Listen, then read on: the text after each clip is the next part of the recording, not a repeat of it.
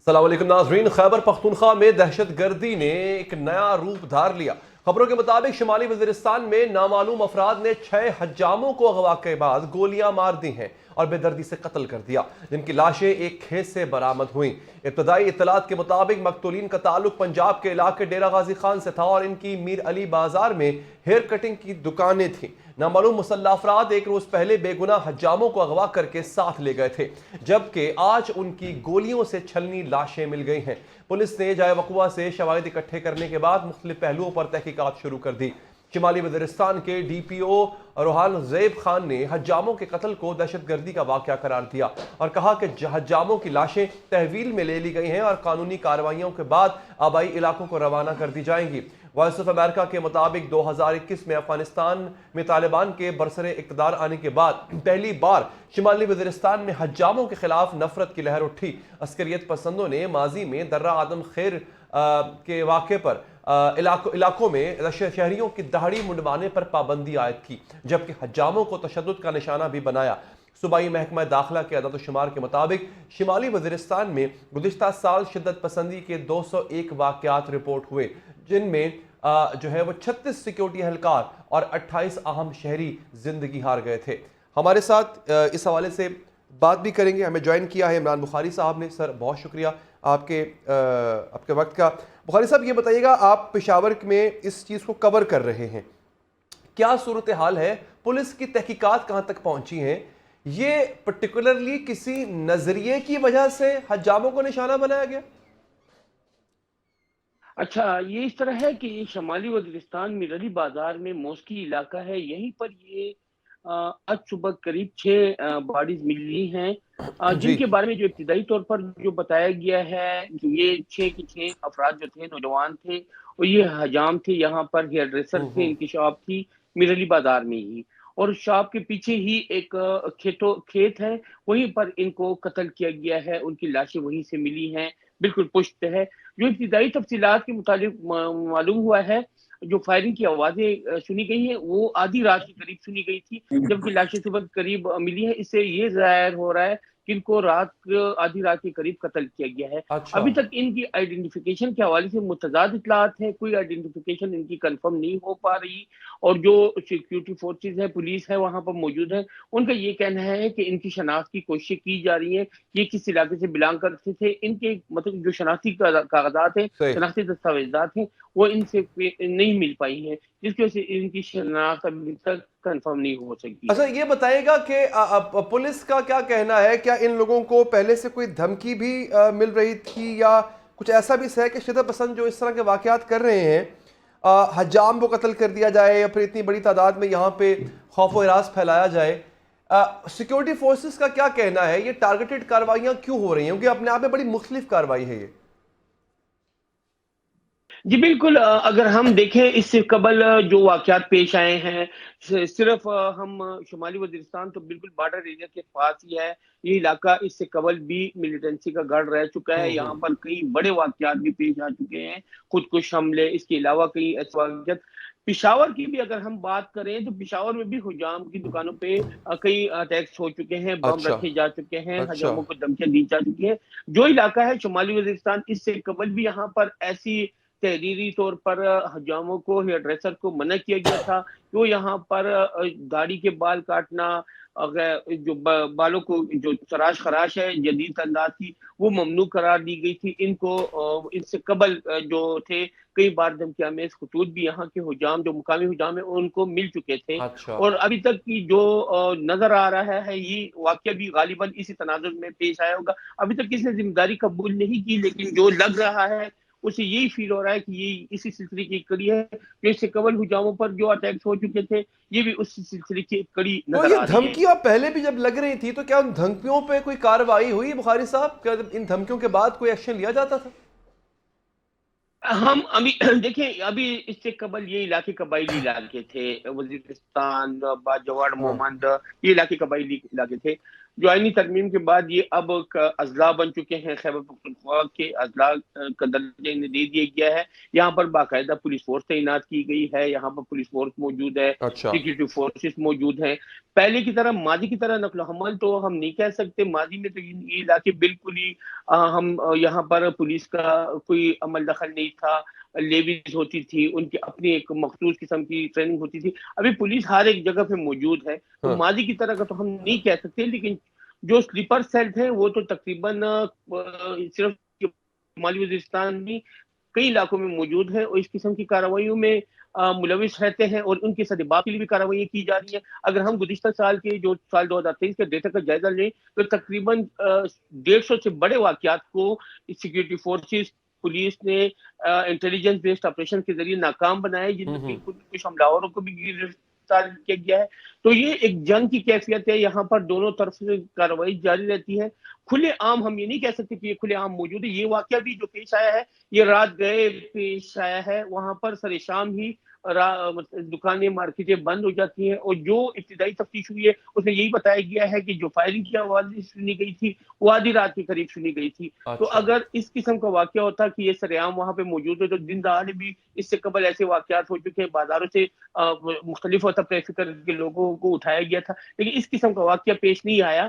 یہ رات گئے کا واقعہ ہے، یہ اسی شاپ کے ساتھ ملحقہ کمرے میں رہائش پذیر تھے، وہیں سے ان کو غالباً نکالا گیا ہے آدھی رات کے قریب اور پیچھے کھیتوں میں لے جایا گیا ہے جہاں پر انہیں قتل کیا گیا ہے۔ اچھا یہ بتائیے گا پولیس نے اس پرٹیکولر واقعے میں اب تک کیا تحقیقات کی ہے، کیا سامنے آیا؟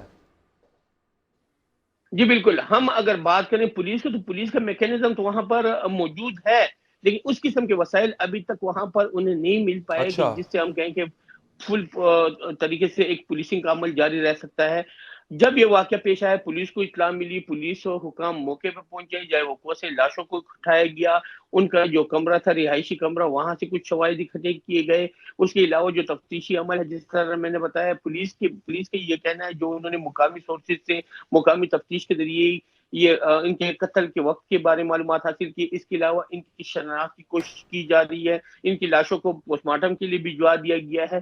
پولیس کے علاوہ دیگر سیکیورٹی ادارے بھی وہاں پر تفتیشی عمل میں مصروف ہیں اور کوشش کی جا رہی ہے کہ جو لوگ جو گینگ اس میں ملوث ہے اس تک پہنچا جائے، لیکن جو نظر آ رہا ہے ابتدائی طور پر جو کہا جا رہا ہے یہ غالباً اس سے قبل کی جو واقعات پیش آئے تھے حجاموں کو قتل کرنے، حجاموں کو دھمکیاں دینے کے حوالے سے، جو داڑھی کی تراش خراش، بالوں کی تراش خراش کے حوالے سے، یہ بھی غالباً اسی سلسلے کی ایک کڑی نظر آ رہی ہے۔ ہم ابھی اس حوالے سے آفیشیلی طور پر کسی تصدیق نہیں کی کہ یہی وجہ ہے۔ شناخت کے حوالے سے بھی کوشش کی جا رہی ہے کہ ان کی شناخت کا عمل ممکن ہو پائے۔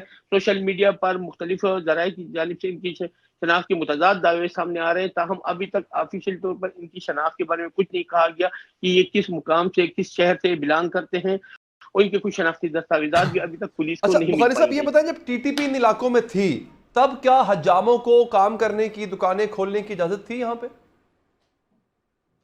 دیکھیں حجاموں کو ہر ایک مقام پہ کام کرنے کی اجازت تھی، تاہم اس حوالے سے کچھ حدود کا تعین جو تھا وہ ٹی ٹی پی کی جانب سے متعدد بار ان کو خطوط جاری کیے گئے تھے، جس میں یہ کہا گیا تھا کہ شرعی لحاظ سے بالوں کی تراش خراش کی جائے، شرعی لحاظ سے داڑھی کی تراش خراش کی جائے، اور اس حوالے سے بار بار مختلف مقامات پر صرف وزیرستان نہیں پشاور میں بھی یہاں پر حجام جو تھے ڈریسر تھے ان کو دھمکی آمیز خطوط بھی دیے گئے تھے، وہاں پہ پوسٹر بھی آویزہ کیے گئے تھے۔ اچھا یہ اس سے قبل 2008 9 10 11 کی جو اگر ہم سیناریو کا جائزہ لیں تو وہاں پر یہ عمل جاری رہا تھا۔ یہ کافی عرصے کے بعد ایک ایسا واقعہ پیش آیا جس میں حجاموں کو قتل کیا گیا ہے، اور ابھی تک اس حوالے سے تو کسی دھمکی کے بارے میں کسی نے کوئی کنفرم نہیں کیا، لیکن جو مقامی طور پر بتایا جا رہا ہے ان لوگوں کی کوئی دشمنی، کوئی اس قسم کا کوئی واقعہ نہیں تھا۔ 6 افراد تھے، 6 نوجوان تھے، کسی کے ساتھ جھگڑا نہیں ہوا، کسی کے ساتھ ہاتھا پائی نہیں ہوئی اور ان کو قتل کیا گیا ہے۔ تو یہ ایک امکان ظاہر کیا جا رہا ہے کہ یہ اسی کی ایک کڑی اچھا ہو سکتی ہے کہ یہ حجام ٹھیک تھے۔ ہے عمران بخاری صاحب بہت بہت شکریہ، آپ نے ہمیں اپڈیٹ کیا۔ آگے بڑھیں گے ناظرین، کیا نواز شریف اور جہانگیر ترین انتخابات میں حصہ لے سکیں گے؟ قانونی رکاوٹیں ختم ہوں گی یا پھر برقرار رہیں گی؟ آرٹیکل 62(1)(f) کے تحت نااہل کیے گئے سیاستدان 5 سال بعد پارلیمان کا رکن بننے کے اہل ہو جائیں گے یا ان کی نااہلی تاحیات ہے؟ ان سوالوں کا جواب تلاش کرنے کے لیے آج سپریم کورٹ کے 7 رکنی بینچ نے سماعت کی۔ بینچ کی سربراہی چیف جسٹس قاضی فائز عیسیٰ کر رہے ہیں۔ جسٹس منصور علی شاہ، جسٹس یحییٰ آفریدی، جسٹس امین الدین خان، جسٹس جمال مندوخیل، جسٹس محمد علی مظہر اور جسٹس مسرت ہلالی بھی بینچ میں شامل ہیں۔ سماعت کے دوران ججز نے نکتہ اٹھایا، ایک طرف لکھا ہے جھوٹ بول دیا تو پوری عمر کے لیے نااہلی ہے، دوسری جانب قتل کر دیا، غداری کر دی تو بھی کچھ عرصے بعد واپس آ جائے گا۔ ہم ایک بنیادی اصول قائم کرنا چاہتے ہیں، ذاتیات میں نہیں جائیں گے۔ آرٹیکل 62(1)(f) عامر جنرل ضیاء الحق نے آئین میں ترمیم کے ذریعے شامل کرایا تھا۔ آئین کی اس شق کے تحت اگر کوئی شخص پارلیمنٹ کا رکن بننا چاہتا ہے تو اس پر لازم ہے کہ وہ سمجھدار ہو، پارسا ہو، ایماندار ہو اور کسی عدالت کا فیصلہ اس کے خلاف نہ آیا ہو۔ آج سماعت کے دوران چیف جسٹس نے یہ بھی کہا کہ الیکشن لڑنے کے لیے جو اہلیت بیان کی گئی ہے، اگر اس زمانے میں قائد اعظم ہوتے تو وہ بھی نااہل قرار دے دیے جاتے۔ And we must bear in mind the conditionalities that were imposed to exclude people from this. I mean, the degree situation. Thankfully, it wasn't there when the Qaid was around, because he would have been disqualified. Chief justice نے کہا کہ ان کی رائے میں اصل آئین اور بات کی ترامیم میں تضاد ہو تو اصل آئین پر انحصار کرنا چاہیے۔ منتخب نمائندوں کی قانون سازی پر انحصار کریں گے، نہ کہ کسی آمر کی۔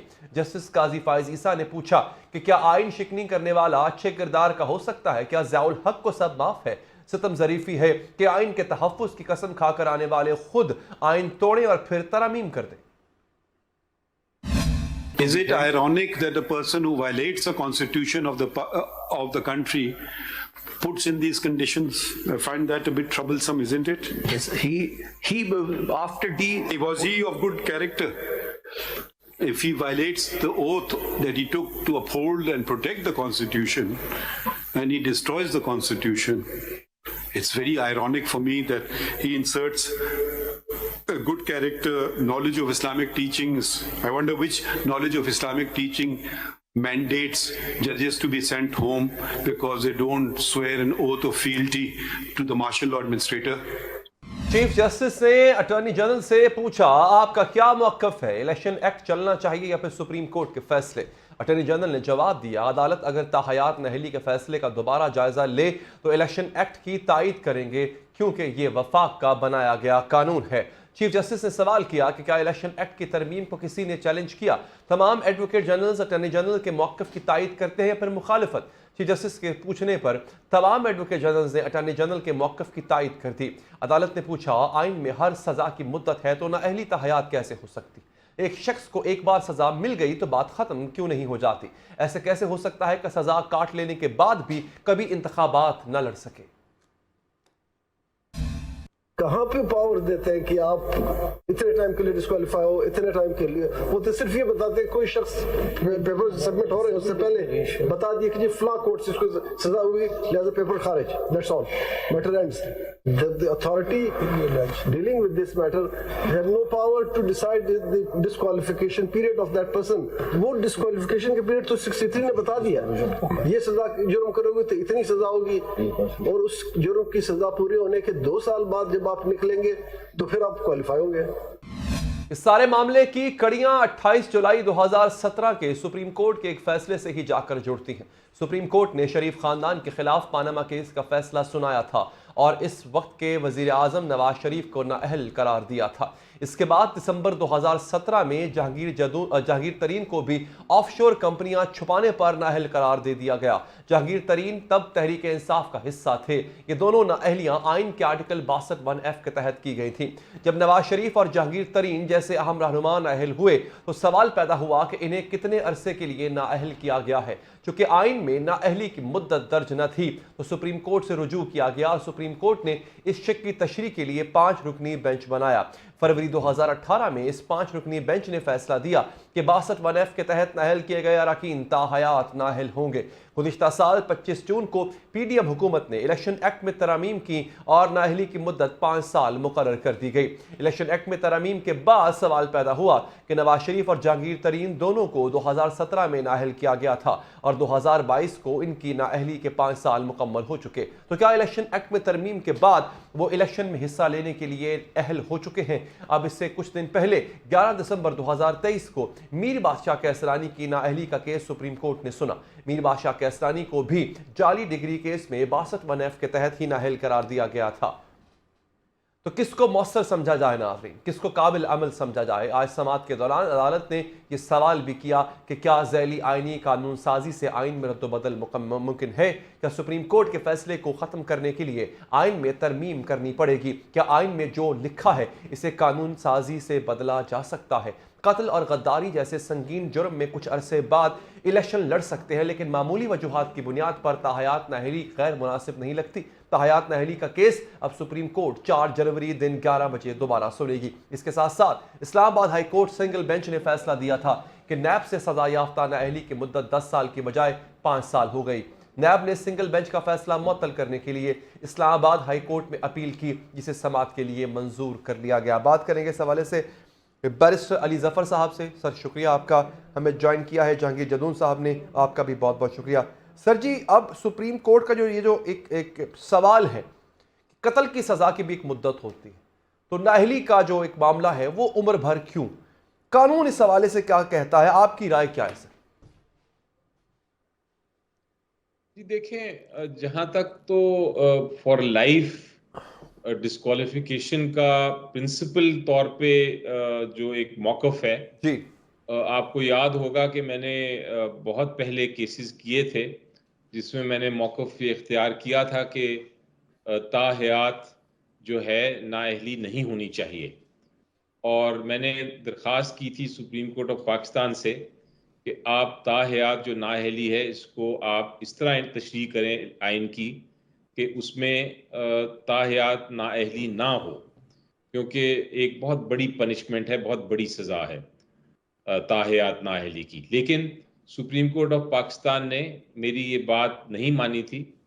میں مائکس تھا اس میں کیس میں، اور یہ کہا تھا کہ سپریم کورٹ نے یہ کہا تھا کہ ہمارے مطابق اگر یہ اس سزا کو کم کرنا ہے جی تو یہ پارلیمنٹ کا کام ہے کہ آئین میں ترمیم کریں۔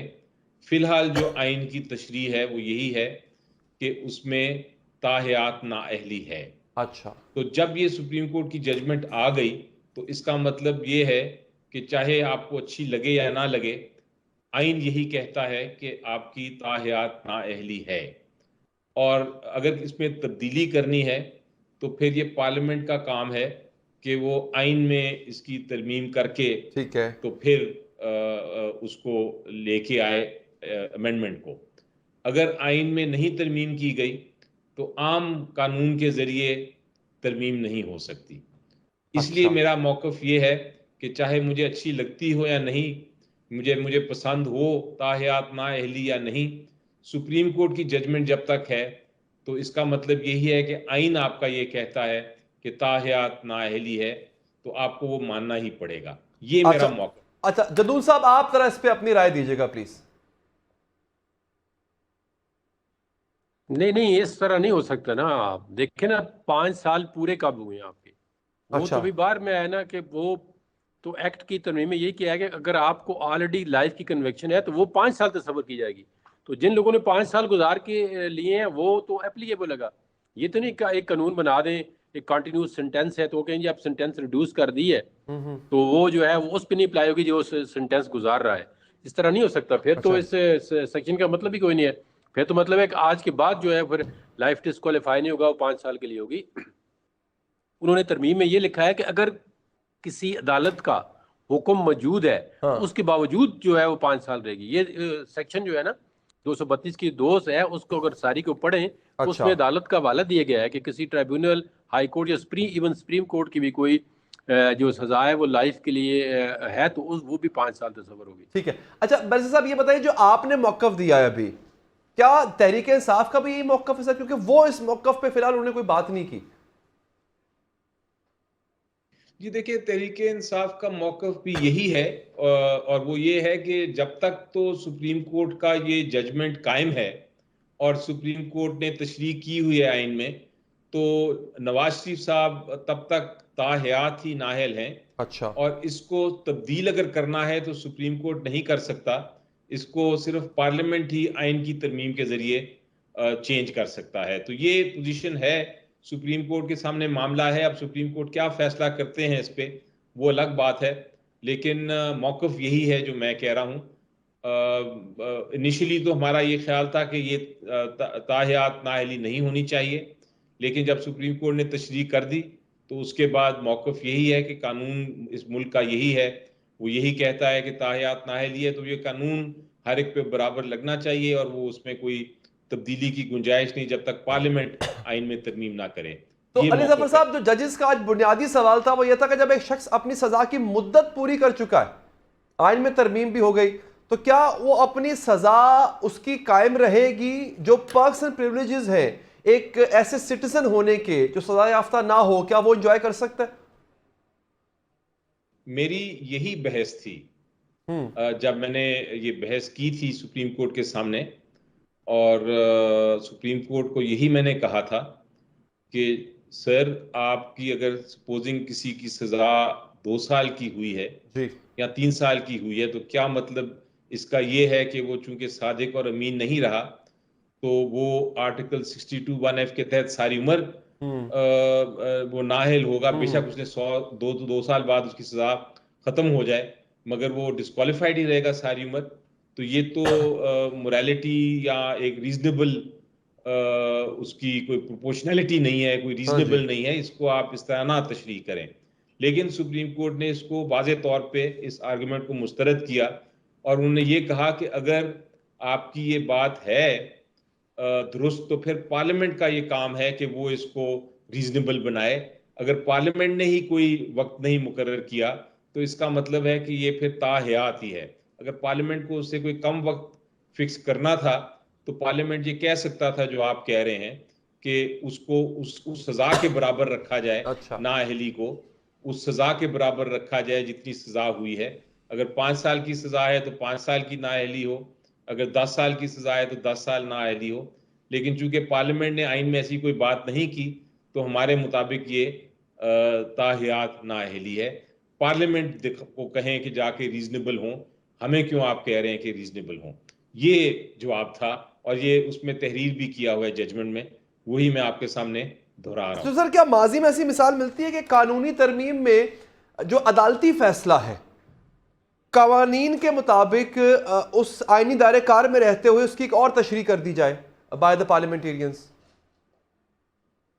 جی دیکھیں، عدالت کے پاس یہ تو پاور ہے کہ اگر کوئی ماضی میں غلطی ہوئی ہے تو اس کو وہ تبدیل کر دے اور کہے کہ نہیں، اب کے بعد قانون یہ ہوگا۔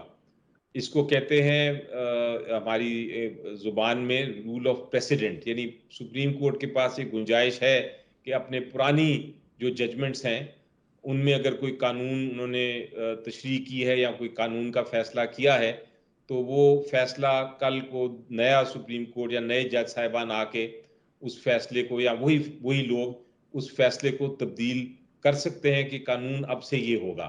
لیکن اہم بات یہ ہے، اور جو ڈفرنس ہے وہ میں واضح کرنا چاہتا ہوں، وہ یہ ہے کہ اگر آج ایک فیصلہ کیا ہے سپریم کورٹ نے اور 4 سال بعد سپریم کورٹ کہتا ہے کہ وہ فیصلہ جو ہم نے 4 سال پہلے کیا تھا وہ درست نہیں، اب قانون یہ ہوگا، تو اس کا یہ مطلب نہیں ہے کہ وہ 4 سال والا فیصلہ ختم ہو جاتا ہے۔ یعنی وہ 4 سال والا فیصلہ چونکہ فائنل ہو گیا ہے تو وہ جن شخص کے خلاف تھا وہ فیصلہ قائم رہے گا، لیکن وہ 4 سال کے بعد جو نیا فیصلہ آیا ہے اس کے بعد سے جو قانون ہوگا وہ سمجھا جائے گا کہ وہ قانون مستقبل میں وہ لاگو ہوگا جو 4 سال بعد والے فیصلے میں ہے۔ امپورٹنٹ چیز یہ ہے کہ پہلا والا فیصلہ جب قانون تبدیل کرتا ہے سپریم کورٹ تو پہلا والا فیصلہ تبدیل نہیں ہوتا، پہلا والا فیصلہ وہی رہتا ہے کیونکہ وہ فائنل ہو گیا۔ ٹھیک ہے، اور جب فائنل ہو جائے تو اس کو پھر تبدیل نہیں کیا جاتا۔ ہاں، مستقبل کے لیے آپ قانون کو تبدیل کر سکتے ہیں، یہ مجھے قانون کی سمجھ ہے، لیکن بہرحال سپریم کورٹ نے اس کو دیکھنا ہے اور فیصلہ کرنا ہے کہ کیا اگر وہ تبدیل کرتے بھی ہیں اس تشریح کو، جو ان کا حق ہے تبدیل کرنا، اگر اس تشریح کو تبدیل کرتے بھی ہیں اور کہتے ہیں کہ نہیں، اب سے یہ جو نااہلی ہے وہ 5 سال کے لیے ہوگی یا 6 سال کے لیے ہوگی یا جو بھی مدت وہ کہتے ہیں، تو اس کا جو امپیکٹ ہے یا اس کا جو فیصلے کا اثر ہے وہ کیا پرانے فیصلے پہ ہوگا کہ نہیں، یہ بڑی مشکل بات لگتی ہے۔ لگتا تو یہ ہے کہ وہ اس کا اثر पुराने फैसले पे नहीं होगा, क्योंकि अगर ये होने लगा तो फिर जब भी कानून तब्दील होगा तो जितने पुराने फैसले हैं वो सारे फिर एक तरह से खुल जाएंगे दोबारा और उनको दोबारा से देखना पड़ेगा। तो ये एक हमारे कानून में बड़ा, हमारे सिस्टम में एक बड़ा दरार आ जाएगा, एक बड़ा ज़िलज़िला आ जाएगा और मसला पैदा हो जाएगा। तो ये एक देखने वाली बात है कि सुप्रीम कोर्ट इसको किस तरह टैकल करता है। अच्छा, बैरिस्टर साहब ये बताइएगा, आप जो बात कर रहे हैं, जो मैं समझ पाया हूँ आपकी बात से, कि नवाज शरीफ और जहांगीर तरीन के फैसले में लेट से भले ही तरमीम हो जाए और उस तरमीम पे अदालत अपनी तशरीह भी दे दे, लेकिन फैसला वही बरकरार रहेगा जो पहले अदालत कर चुकी हुई है इन दोनों के केस में पर्टिकुलरली। ये हमारा जो रूल ऑफ प्रेसिडेंट्स जिसकी मैंने आपसे बात की जी, जो रूल ऑफ प्रेसिडेंट है, जो बहुत सारी जजमेंट्स हैं इस पॉइंट पे, और मेरा ख्याल है पूरी दुनिया में यही कानून है, यही कॉमन लॉ है जो मैं बता रहा हूँ कि जब आप एक जजमेंट तब्दील करते हैं और फैसला करते हैं 8-10 साल बाद या 4 साल बाद कि ये कानून अब इस तरह नहीं, ये कानून अब हम तब्दील कर रहे हैं, तो उसका इफेक्ट जो है वो माजी पे नहीं होता, माजी की जजमेंट उसी तरह रहती हैं। आपको मैं एग्जांपल देता हूँ कि मसलन एक शख्स है, उसको आप एक कानून की तशरीह करते हैं कि ये कानून कहता है कि आपको सज़ा हो सकती है, और वो शख्स को सज़ा हो जाती है उस कानून के तहत। बाद में वो अदालत फैसला करती है 5 साल बाद किसी और केस में फैसला करती है कि जनाब ये कानून हमने गलत उस वक्त ले डाउन किया था, कानून ऐसा नहीं, कानून ऐसा होना चाहिए। तो इसका ये मतलब नहीं है कि वो केस जो फाइनल हो गया था, जो ख़त्म हो गया था, वो दोबारा से खुल जाएगा। प्रिंसिपल ऑफ फाइनलिटी ये कहती है कि आपने, अगर सुप्रीम कोर्ट ने एक फैसला कर दिया है, उसका रिव्यू भी हो गया है, रिव्यू भी कैंसिल हो गया और फाइनल फैसला हो गया है, तो अब वो डेड एंड बेरिड है, वो फाइनल है, अब उसको दोबारा से जिंदा नहीं किया जा सकता, वो फैसला अब खत्म हो गया। लेकिन सर अगर अदालत लिख देती है बैरिस्टर साहब, क्योंकि बाज़ औक़ात हमने देखा है कि अदालत साथ में ये भी लिखा करती है किसी फैसले के, इसका इतलाक माजी के फैसलों पर नहीं होगा या होगा, अदालत अगर लिख देती है कि इतलाक होगा, तो फिर सर इसको कहाँ लेके जाएंगे? मतलब अगर आपकी बात मान ली जाए कि माजी के फैसलों पर इसका इतलाक नहीं होगा, अदालत लिख दे, तो फिर क्या होगा? देखिए, वो एक और प्रिंसिपल है। वो प्रिंसिपल ये है कि कानून आया और अदालत ने फैसला करना होता है कि ये कानून जो है ये अभी मुस्तकबिल पे अप्लाई होता है या माजी की चीज़ों पे भी अप्लाई होगा, लेकिन वो ये नहीं होता कि माजी के फैसले तब्दील करे। दो मुख्तलिफ चीज़ें हैं। एक है कानून रेट्रोस्पेक्टिव अप्लाई करे, यानी माजी के लिए अप्लाई करे या ना करे, वो एक अलग बहस है। दूसरी बहस ये है कि क्या वो कानून माजी की जजमेंट्स को खोल सकता है दोबारा से या उनको सेट असाइड कर सकता है, वो एक मुख्तलिफ एस्पेक्ट है। तो रेट्रोस्पेक्टिविटी जिसकी आप बात कर रहे हैं, वो तो बड़ी आम चीज़ है, वो तो उसमें कोई ऐसी अनोखी बात नहीं है। बहुत सारे कानून आते हैं जो रेट्रोस्पेक्टिव अप्लाई करते हैं। मसलन टैक्सेशन होती है, आपको कहा जाता है कि आपने जो एसेट अपना, जो आपने ज़मीन बनाई हुई है आज से 10 साल पहले, उसको आज हम टैक्स करेंगे और आपको पीछे रेट्रोस्पेक्टिव टैक्स करेंगे 3 साल से। तो वो अदालत कहती है कि वो 3 साल से आपको माजी में जब टैक्स नहीं भी बनता था, आपको टैक्स कर देना पड़ेगा, और अगर अदालत वो बात मान जाती है तो वो रेट्रोस्पेक्टिव अप्लाई हो सकता है। लेकिन इसका ये मतलब नहीं है कि आपकी कोई जजमेंट दी हो वो आप रेट्रोस्पेक्टिवली अदालत एक कानून के जरिए दोबारा से खोल दें, या अदालत तशरीह करे, नई तशरीह करे और वो वापस माजी में अप्लाई हो जाए। तो ये दो मुख्तलिफ एस्पेक्ट्स हैं। ये बड़ा टेक्निकल सा सब्जेक्ट है। अच्छा, आपने सवाल भी बड़ा टेक्निकल सा पूछा है, इसलिए मैं जरा आसान अल्फाज में एक्सप्लेन करने की कोशिश कर रहा था ताकि पब्लिक को भी समझ आए, लेकिन वरना इसके लिए काफी आपको LLB करनी पड़ेगी, बार लॉ करनी पड़ेगी इसकी। अच्छा जहांगीर जदू साहब, आपने गुफ्तगू सुनी बैरिस्टर साहब की, वो कह रहे हैं इसका रेट्रोस्पेक्टिव इफेक्ट नहीं होगा। आपसे मेरा ये सवाल है, अगर अदालत आज फैसला दे दे तो माजी के फैसलों पे इसका तलाक होगा, नवाज शरीफ और जहांगीर तरीन के हवाले से क्या उनके केसेस पे असर पड़ेगा इसका? देखें, हमारी तो शुरू से ये राय थी कि जब ये वाली सुप्रीम कोर्ट आई है तो इसने पार्लियामेंट की बालादस्ती को एक्सेप्ट किया है اور سورینٹی آف پارلیمنٹ اور سپرمیسی کو انہوں نے انڈورس کیا ہے پریکٹس اینڈ پروسیجر ایکٹ میں.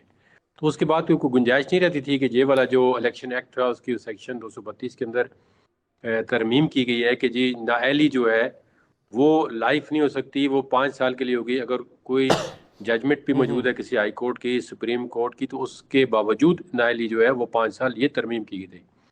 تو ہم نے تو شروع سے کہا تھا کہ جب یہ کورٹ میں کیس جائے گا تو کورٹ جو الیکشن ایکٹ کے اندر ترمیم کی گئی ہے اس کو انڈورس کرے گی, کیونکہ پارلیمنٹ سپریم ہے, پارلیمنٹ قانون بنا سکتی ہے اور یہ قانون بینیفیشیل ہے, کسی کے نقصان کے لیے نہیں ہے. یہ مطلب ہے کراس دا بورڈ جو بھی بندہ اس 62(1)(f) میں لائف ڈسکوالیفائی, یہ فنڈامنٹل رائٹ کے اگینسٹ ہے. دیکھیں آپ, ایک بندہ جس طرح کوئی مثال لے لیں کہ جی اس نے کوئی ایک کنال زمین جو ہے وہ ڈکلیئر نہیں کی ہے کسی بھی وجہ سے, چاہے وہ انٹینشنلی کیا یا ان انٹینشنلی, یا اس نے کسی کاؤنٹنٹ کو آیا اسے نہیں کیا, رہ گئی ہے, فارم جو ہے جلدی میں فل ہوتے ہیں. تو 20 ججمنٹ ہے اسی سپریم کورٹ کی میاں نواز شریف صاحب کے کیس کے بعد کہ جی انٹینشن آپ دیکھیں گے. اب انٹینشن دیکھیں گے کہ کیوں اس نے چھپائی ہے یہ بات, یا جان بوجھ کے چھپائی ہے یہ چیز ڈکلیریشن میں یا نہیں, یا کیا مقصد کیا تھا.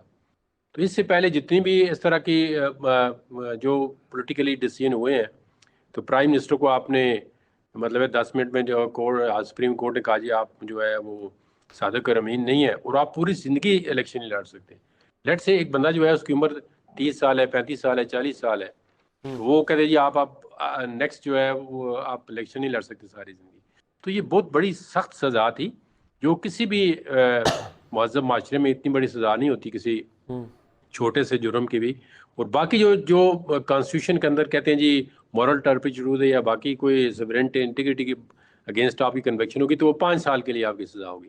تو اب یہ بھی انہوں نے 5 سال کے لیے میرے حل میں کر دینی ہے, 4 تاریخ کو کیس لگا ہے تو یہ اچھا ہو گیا. ابھی لوگ 5 سال بریک کر کے دوبارہ الیکشن لڑ سکتے ہیں, پھر وہ آگے مزید جو ہے وہ اپنے پریکاشن لیں گے جی کہ آپ دوبارہ ایسی کوئی بات نہ کریں کہ مزید 5 سال کے لیے ہم نائل ہو جائیں گے. تو یہ میرے حل میں خوشائند بات ہے, اس میں تمام across the board political party کے لیے بھی اچھا ہے, لوگوں کے لیے بھی اچھا ہے. دیکھیں جہانگیر صاحب آپ کا بہت بہت شکریہ سر, آپ نے پروگرام کے لیے وقت نکالا. علی ظفر صاحب آپ کو میں ریکویسٹ کروں گا آپ ہمارے ساتھ رہیے گا, کیونکہ جو اگلا سیگمنٹ ہم کرنے جا رہے ہیں, اگلی بات کرنے جا رہے ہیں, اس میں آپ کی رائے بہت ضروری ہے. ایک وقفے کے بعد حاضر ہوں گے.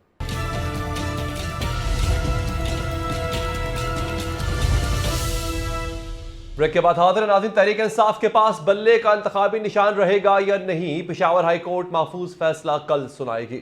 جسٹس اعجاز خان نے آج P T I inter party انتخابات اور بلے کے نشان کی بحالی کے خلاف الیکشن کمیشن کی نظر ثانی درخواست پر سماعت کی اور ریمارکس کیے کہ اس کیس میں ہم فیصلہ نہیں کر سکتے. یہ کیس 9 جنوری کو ڈویژن بینچ کے لیے لگا ہے.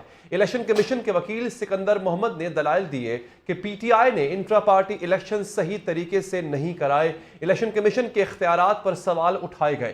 سنگل بینچ نے الیکشن کمیشن کو سنے بغیر ہی انتخابی نشان سے متعلق اس کیس کا فیصلہ معطل کر دیا. انہوں نے نقطہ اٹھایا کہ پی ٹی آئی نے لاہور ہائی کورٹ میں بھی درخواست دائر کی, ایک عدالت منتخب کر لی جائے تو پھر دوسری عدالت میں نہیں جا سکتے. اس پر سپریم کورٹ کے فیصلے بھی موجود ہیں. جسٹس اعجاز خان نے استفسار کیا کہ کیا سپریم کورٹ نے کوئی ایسا آرڈر دیا کہ ایک ہائی کورٹ کا حکم پورے ملک کے لیے ہوتا ہے, اخبار میں پڑھا تھا, کیا کوئی ایسا حکم ہے بھی؟ الیکشن کمیشن کے وکیل نے جواب دیا کہ بالکل, سپریم کورٹ نے آر او سے متعلق لاہور ہائی کورٹ کا فیصلہ معطل کیا تھا. پہلا پوائنٹ یہ ہے کہ یک طرفہ کارروائی کے تحت فیصلہ معطل کیا گیا. دوسرا پوائنٹ یہ ہے کہ انٹرم ریلیف اور حتمی استدعا ایک ہی ہے. جسٹس اعجاز خان نے استفسار کیا کہ اس کیس میں اصل درخواست گزار کہاں ہے. سکندر محمد نے جواب دیا کہ مجھے معلوم نہیں, شاید وہ خود پیش نہیں ہوئے. سکندر محمد نے کہا کہ میں نہیں کہہ رہا کہ کوئی فیصلہ دیا جائے, صرف 9 جنوری تک معطلی کا فیصلہ واپس لیا جائے, پھر ڈویژن بینچ کے سامنے کیس پر دلائل دیں گے. ادھر آج سپریم کورٹ میں بھی پشاور ہائی کورٹ کے الیکشن سے متعلق فیصلوں پر ناگواری کا اظہار کیا گیا. چیف جسٹس قاضی فائز عیسیٰ نے پی کے 91 کو ہارٹ میں ریٹرننگ افسر کی معطلی کا پشاور ہائی کورٹ کا فیصلہ کالعدم قرار دے دیا اور ریمارکس دیے کہ ایک ریٹرننگ افسر بیمار ہوا, دوسرا لگا دیا گیا. پشاور ہائی کورٹ نے ٹھیک کر کے تقرری معطل کر دی۔ جج نے نوٹس جاری کرنا بھی مناسب نہ سمجھا۔ انہوں نے استفسار کیا کہ آپ اپنی مرضی کا ریٹرننگ افسر لگوانا چاہتے ہیں۔ چیف جسٹس نے کہا کہ عجیب بات ہے کہ الیکشن کمیشن کو سنے بغیر کیسے عدالتیں فیصلہ کر رہی ہیں، سمجھ نہیں آتی غیر ضروری درخواستیں کیوں دائر کی جاتی ہیں۔ مجھے لگتا ہے کہ الیکشن روکنے کے لیے ہتھ کنڈے استعمال کیے جا رہے ہیں۔ دوسری جانب بانی پی ٹی آئی سے ملاقات کے بعد chairman P T I barrister Gohar Khan نے کسی صورت میں بھی میدان خالی نہ چھوڑنے کا اعلان کر دیا۔ ہم کسی صورت بائیکاٹ نہیں کریں گے، وہ ہم چکے موقع ہم ان کو جو ہے فیلڈ ہم ان کو اکیلے کھیلنے نہیں دیں گے۔ ہمارے ابھی بھی کینڈیڈیٹ ہے، ہاں انڈر 18-19 ٹیم کے ساتھ بھی لڑیں گے، لیکن ہم لڑیں گے۔ جو بھی کامن سمبل ہمیں دیں ہم کنسیڈر کر کے لے سکتے ہیں، چاہے وہ بلہ ہو چاہے وہ بلے کے علاوہ ہو، اگر یہ بلہ فور وٹ ایور ریزن نہیں بھی دیتے۔ بیرسٹر گوہر نے بتایا کہ بانی پی ٹی آئی سے ٹکٹوں کے معاملے پر ابتدائی مشاورت کر لی ہے، 2 دن بعد یہ پروسیس مکمل ہو جائے گا اور ٹکٹ فائنل کر لیں گے۔ انہوں نے کہا کہ یہ فیصلہ بھی کیا گیا ہے کہ جن لوگوں نے پارٹی کے خلاف پریس کانفرنس کی ان کو ٹکٹ دینے پر غور نہیں کیا جائے گا۔ انہوں نے خبردار کیا کہ ایک پارٹی کو الیکشن سے باہر کیا گیا تو جمہوریت ڈیریل ہو جائے گی۔ کسی کو ٹیکنیکل طریقے سے ناک آؤٹ کر کے الیکشن تو ہو جائیں گے، لیکن اس کے بعد کیا ہوگا یہ کوئی آپ کو پیش کوئی نہیں کر سکے گا۔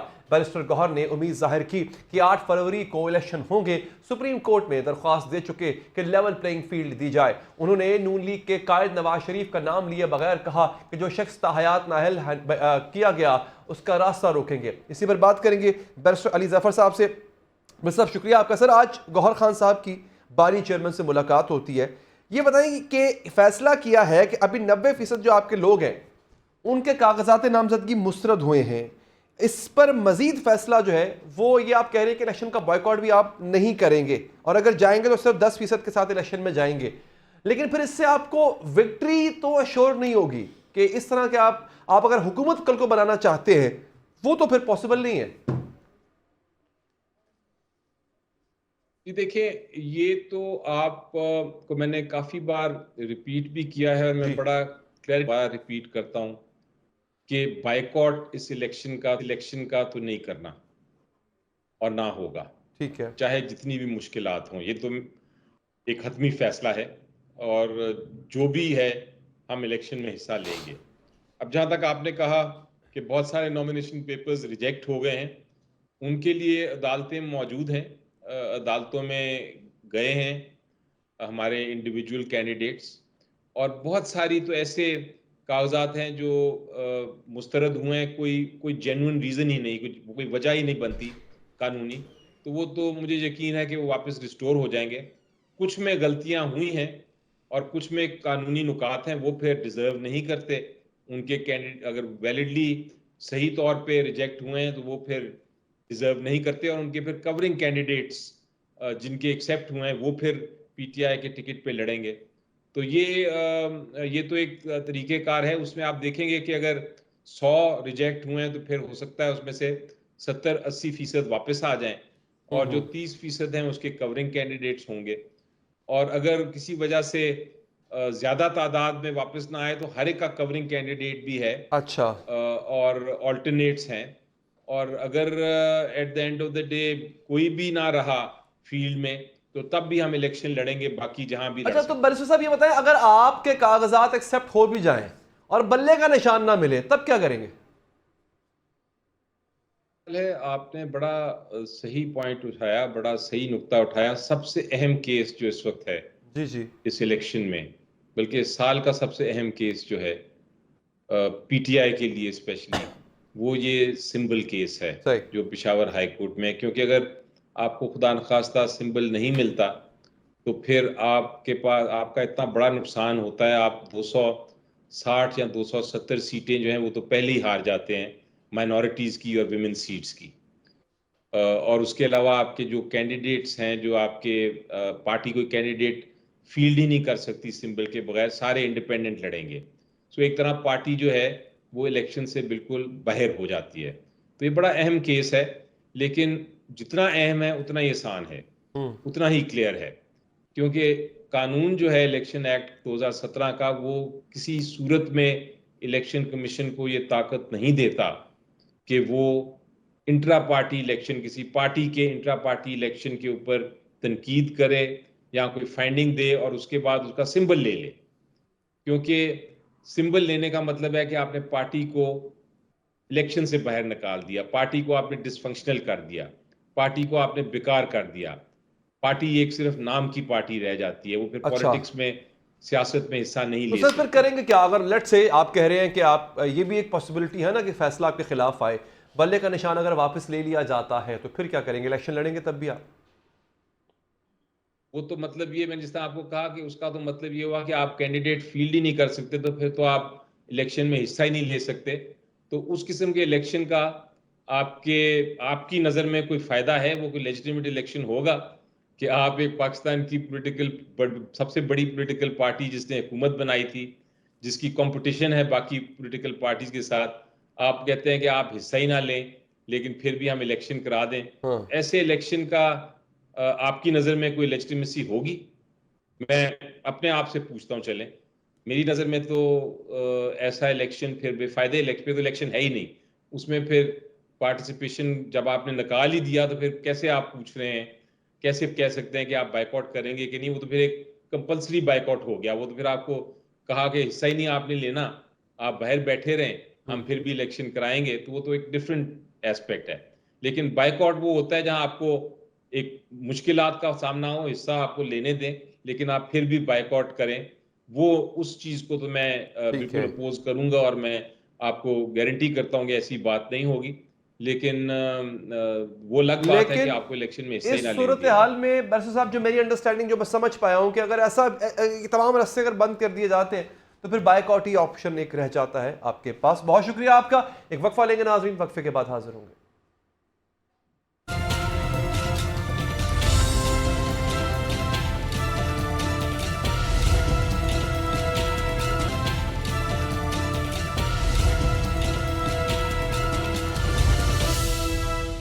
ब्रेक के बाद हाजिर नाज़रीन। दुनिया भर में इंतखाबात से कबल इंतखाबी सर्वे किए जाते हैं, वोटर्स की आरा का जायजा लिया जाता है, बता दिया जाता है कि कौन से इलाके में किस उम्मीदवार का पलड़ा भारी है। लेकिन पाकिस्तान में इंतखाबात से कबल ऐसे किसी भी सर्वे पर पाबंदी लगाई जा चुकी है। रोज़नामा डॉन के मुताबिक इलेक्शन कमीशन ने पेमरा को खत लिखकर उन टीवी चैनल्स के खिलाफ कार्रवाई का हुक्म दिया है जो इंतखाबी सर्वे नशर कर रहे हैं। Pakistan electronic media regulatory authority को लिखे खत में कहा गया कि ज़ाब्ता इखलाक की शिक नंबर 12 के तहत इंतखाबी सर्वेज नशर करने पर पाबंदी है। ज़ाब्ता इखलाक की शिक नंबर 12 इलेक्ट्रॉनिक ही नहीं, सोशल मीडिया को भी पाबंद करती है कि हलकों और पोलिंग स्टेशंस में सर्वेज ना किए जाएं।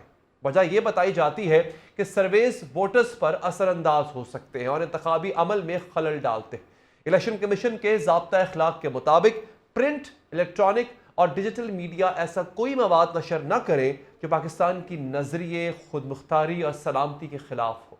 अदलिया की आज़ादी और ईमानदारी के खिलाफ कोई राय नशर करना भी मना है। इलेक्शन मुहिम के दौरान और इंतखाबात के रोज ऐसे इल्जामात और बयानात नशर करने पर भी पाबंदी होगी जिनसे कौमी यकजहती मुतासर और अमन व अमान की सूरत हाल खराब हो। जिन्स, मजहब, फिरके और ज़ात बिरादरी की बुनियाद पर कोई ज़ाती हमला नशर नहीं किया जा सकता। अगर एक उम्मीदवार दूसरे पर कोई इल्ज़ाम लगाता है तो मीडिया इस बात का पाबंद होगा कि दूसरी जानिब का मौक़िफ़ भी लिया जाए। अब इसको क्या कहा जाएगा? क्या इसको उसूलों पर कारबंद रहना कहा जाएगा, या इसको जो मीडिया के पास रही सही आज़ादी बची है उसको भी सल्ब करने के मुतरादिफ कहा जाएगा?